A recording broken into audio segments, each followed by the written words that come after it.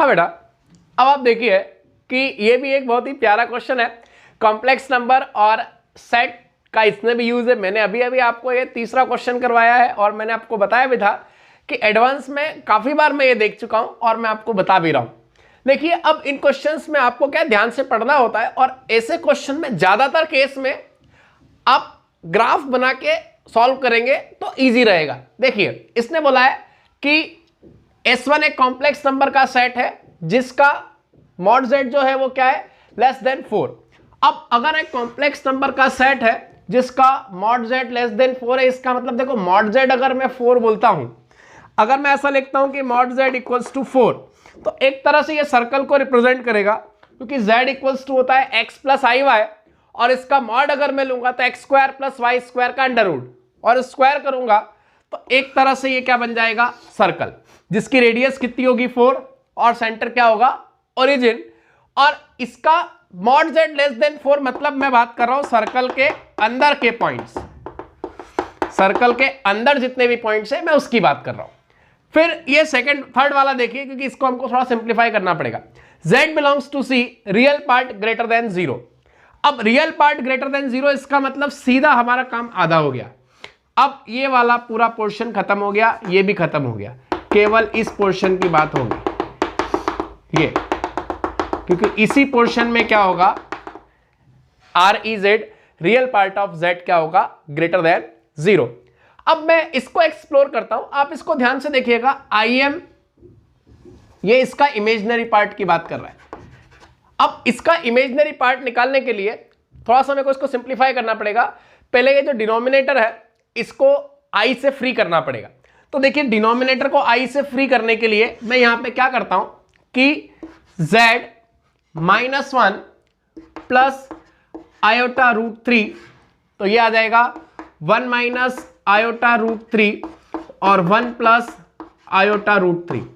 तो ऊपर किससे मल्टीप्लाई करूंगा, 1 प्लस आयोटा रूट 3 आ गया।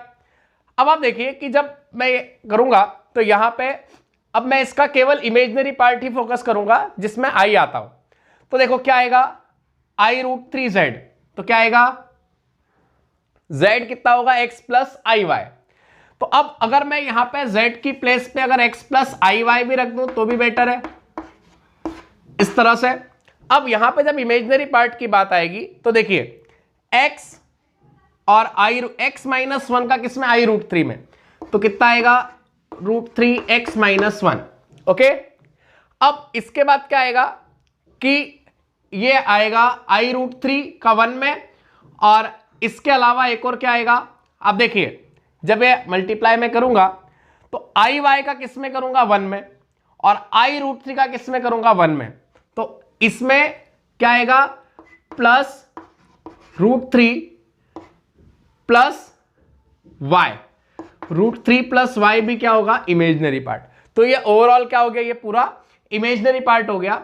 और इमेजिनरी पार्ट इसने क्या बोला है, ग्रेटर देन 0, तो ये ग्रेटर देन 0 होना चाहिए। ये ऑलरेडी रियल बन जाएगा, इससे कोई फर्क नहीं पड़ेगा, इसलिए मैं इसको फोर्स कर भी नहीं रहा। अब यहां रूट 3 अंदर जाएगा तो ये हो जाएगा root 3x plus Y greater than 0।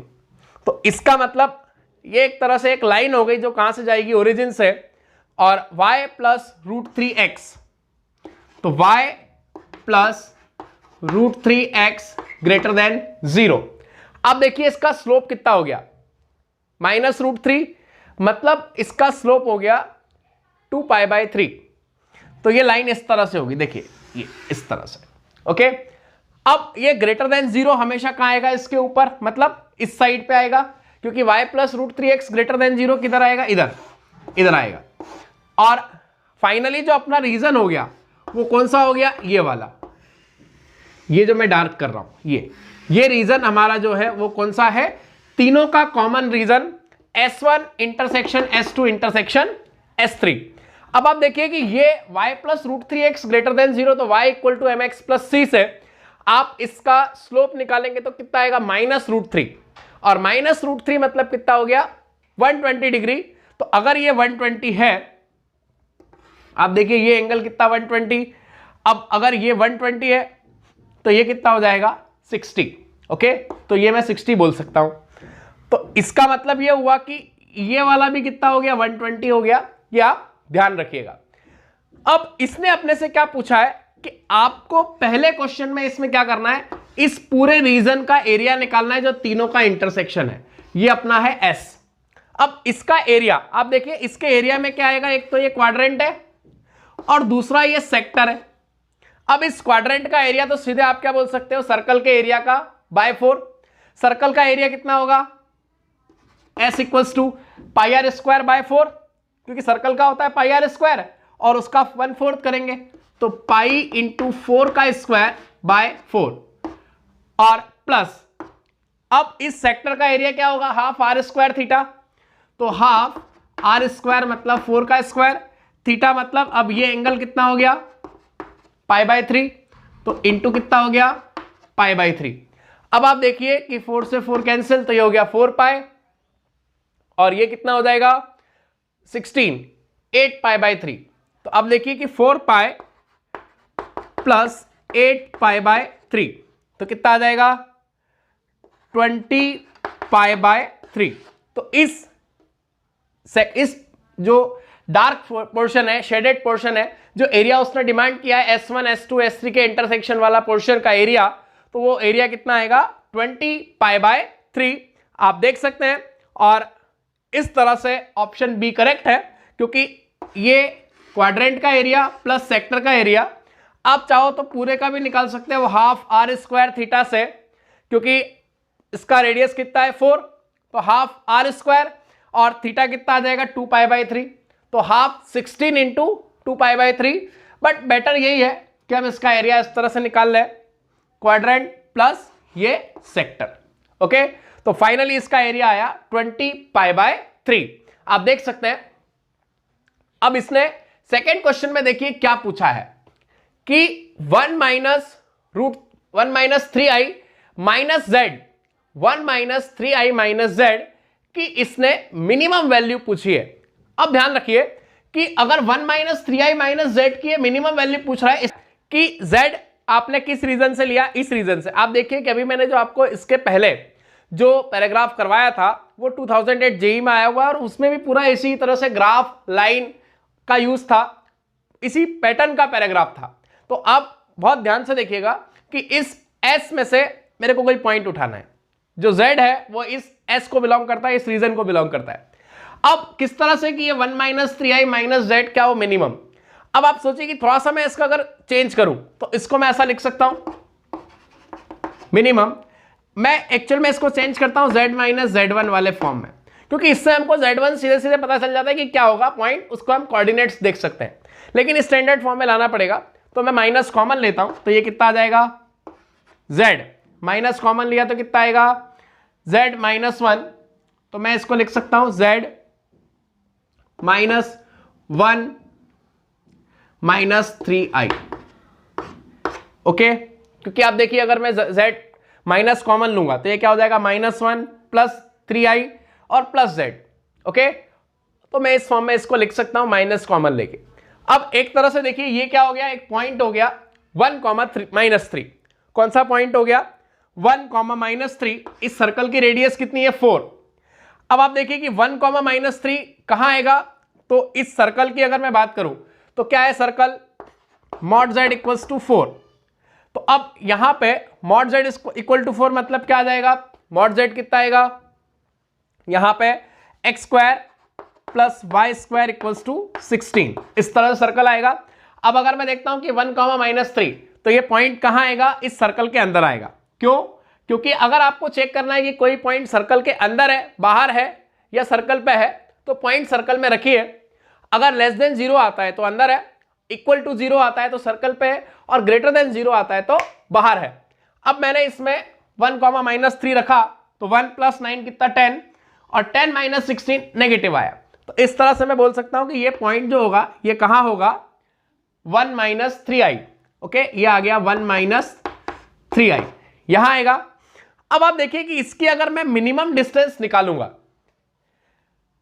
इसकी आप देखिए इस रीजन से अगर मिनिमम डिस्टेंस निकालूंगा तो मिनिमम डिस्टेंस कितनी आएगी, आप देखिए कि यहां से आप इस पे, तो ये जो परपेंडिकुलर डिस्टेंस आएगी ये और थोड़ा नीचे आएगा एक्चुअल में, क्योंकि यहां देखिए ये 1 और ये 3, तो ये पॉइंट यहां कहीं आएगा, ये इस तरह से, ताकि क्या आपको पूरी फील आना चाहिए।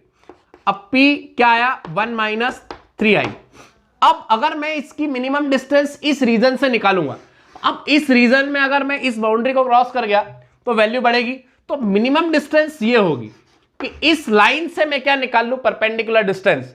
कौन सी लाइन, ये वाली लाइन, ओके, जो हमने क्या निकाली थी, y + √3x = 0, क्योंकि वहां पे greater than 0 था उस कंडीशन के अकॉर्डिंग। बट अभी ये लाइन क्या होगी, आप देखिए यहां पे क्या होगा, y + √3x = 0। अब इस लाइन की इस पॉइंट से डिस्टेंस ही क्या होगी, मिनिमम, क्योंकि मिनिमम डिस्टेंस परपेंडिकुलर होगी। इसके अलावा देखो मैंने ऐसी डिस्टेंस बनाना स्टार्ट की तो ये बढ़ जाएगी, तो यहां पे सीधे मैं इस पॉइंट 1, -3 से इस पे लेंथ ऑफ परपेंडिकुलर निकाल लेता हूं, और वही क्या होगी, मिनिमम डिस्टेंस।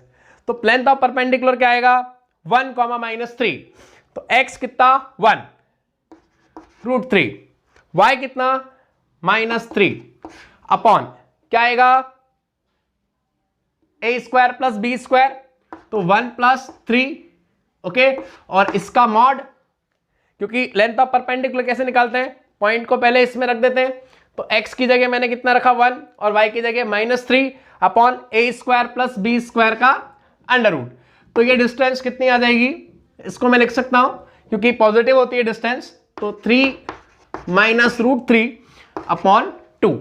तो इसका मतलब इस रीजन से, मतलब z अगर मैं इस रीजन से लेता हूं और इस पॉइंट से, क्योंकि इसका मतलब यही है कि डिस्टेंस, ये एक तरह से डिस्टेंस है, z - z1 जो होता है कॉम्प्लेक्स नंबर में डिस्टेंस होती है, ठीक है। आप देखिए कि ये डिस्टेंस क्या होना चाहिए, मिनिमम, तो कब होगी, जब z में इस लाइन पे लूंगा और यहां से इसकी परपेंडिकुलर डिस्टेंस निकालूंगा। इसको आपने क्रॉस किया या इधर गए, कहीं भी गए, तो डिस्टेंस बढ़ जाएगी। तो करेक्ट आंसर क्या है, 3 - √3/2, ऑप्शन सी इज करेक्ट। तो आप ये क्वेश्चन जो मैंने कॉम्प्लेक्स नंबर पे बेस्ड आपको कराए हैं, अच्छे से देखिएगा इनको, और किस तरह से अगर सेट और कॉम्प्लेक्स नंबर के कंबाइंड क्वेश्चन आते हैं तो हम उससे डील करते हैं। आप यहां पे बहुत अच्छे से ध्यान दीजिएगा और इसको समझिएगा। धन्यवाद।